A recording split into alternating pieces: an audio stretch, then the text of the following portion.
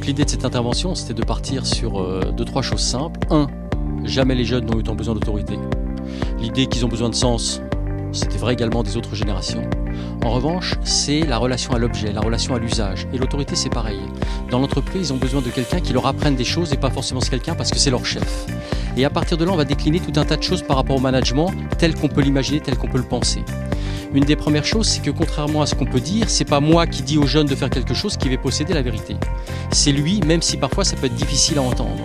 Et donc à partir de là, je vais essayer effectivement de faire en sorte de mieux l'écouter, de façon à pouvoir répondre si possible à ses aspirations, mais attention, tout n'est pas, on va dire, ouvert ou, comme je l'aime le dire souvent, c'est pas open bar.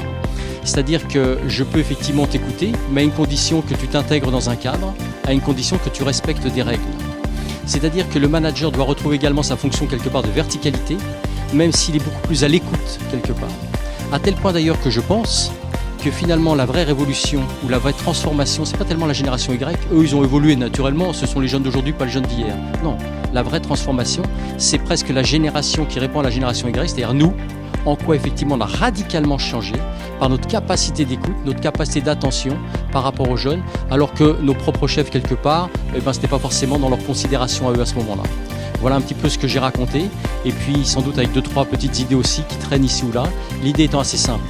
Il faut qu'on se décomplexe, chacun agit comme il peut agir, et puis surtout n'oubliez pas, tout ce que je peux dire dans l'intellectuel ça ne passe pas, ce qui compte c'est le présentiel, c'est ce que je ressens, et donc le management c'est d'abord un corps à corps, c'est aller à la rencontre de l'autre, essayer de le comprendre, faire confiance à ce que je ressens, ensuite seulement le traduire de façon plus intellectuelle, pour ensuite enfin essayer d'apporter des réponses les moins mauvaises possibles.